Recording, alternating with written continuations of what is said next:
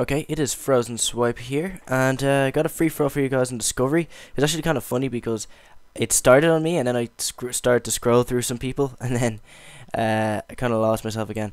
But don't worry, you didn't miss out on anything. This game I wasn't really trying to go for gameplay or anything at all. I was just having like just a fairly normal session here, and as you can see, well, you will anyway. I get hard scoped by this guy, and there were like a few, like 2-3 guys in this lobby who were just complaining about this guy for pretty much the whole game, and it was kind of funny because you know, they got so pissed off with him, like just cursing and swearing like mad, and you know they were more focused on this guy than he was on them. And I think I ended up killing him. Actually, I just see him there right at the back of the map. What are you doing?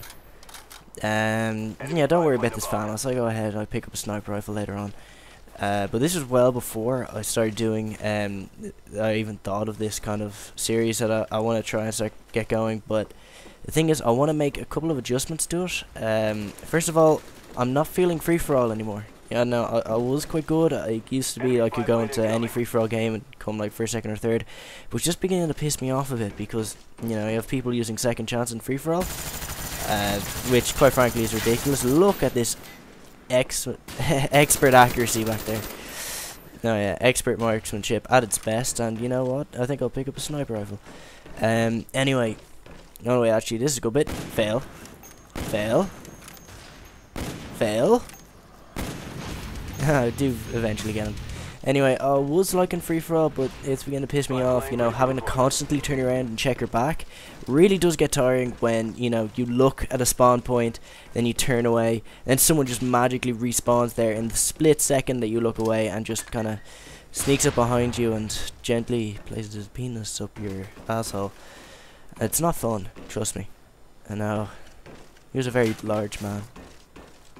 Anyway, we're a bit off topic. Don't know how that shot didn't get that first guy, but oh well, I'll clean up the second guy. This was long before I actually thought of this series, so I do pick up like random weapons as I go along. But don't worry, I will be talking about the Galil in the short time that I do actually use the Galil in this game. But I do get most of my kills with Galil. I had no idea what happened to me there. I just like died. I was like, what the fuck killed me? So you see, it was this guy again. He sniped me, fair and square. Just he gets a headshot on me as well, so I can't really complain there. Like these guys were complaining about snipers. There's actually a guy in here who just kind of said, fuck this. I'm using a sniper and I'm teaching this kid, how it's fucking done. And he got like so pissed off. I don't think he did that well actually. I just speed up this bit just because there was absolutely nothing going on. And this was quite a long game actually. This went right up to the 10-minute mark, like because I don't know. It starts off fairly slow, but it does get better as we go on. So yeah, this is actually the short period that I used the Galil. So without further ado, I'm gonna give you some information about the Galil, at least the model that is in Black Ops, which I'm pretty sure is the IMI, the Israeli Military Industries Galil or ARM. At least that's what I think is in Black Ops. It's funny because it's actually classified as an LMG, but it's not in Black Ops. But apparently it's an assault rifle in Black Ops, which is, kind of true to life as to how the gun plays out. I mean, I kind of like to think of this as the assault rifle that handles like an LMG, much the same way that the AUG H-bar in Modern Warfare 2 was the LMG that handled like the assault rifle, like an assault rifle. It's kind of like a bit of role reversal there. It was put into development in 1967 to replace the FFA, which was the Israeli military's rifle that they were using at the time. But the problem was in dusty conditions. I didn't even know that guy was there, like the way he was in prone and there. Teabag you. But anyway, the FAL, it didn't fare well in desert conditions because it often jammed when he got sand and things into the mechanism and into the barrel and that. So it wasn't very effective. So they needed a new rifle, and it was developed by, guess who? Galil. It was put into service into 1972, and much like with the FAMAS, Treyarch just kind of said, well, these are super secret Black Ops guys. They get stuff before everyone else does. So why can't they have the Galil as well as the FAMAS and the AUG, along with several other guns? Even though this game was set in the 1960s, and you know, like, this gun wasn't even being developed back then. But you can argue about that later. But how does the gun play out in the game? Well, it has a maximum damage of 40 and a minimum damage of 30, and it also, which roughly translates to 3 bullets to kill up close and 4 bullets to kill at range, which is pretty much standard for all the assault rifles. It also fires at a relatively slow 750 RPM. And this is shared by the Commando and the AK-47. They have the same damage and the same rate of fire, making all three of these guns very comparable. And they're easily 3 of my favorite assault rifles, funnily enough. The damage drop-off is 37.5 meters, which is standard for all the assault rifles apart from the M16. But this, however, drops to, of course, 12.5 meters if you're using a silencer. It has a clip size of 35, which is 5 more than the usual 30 clip, which you get with all the other assault rifles.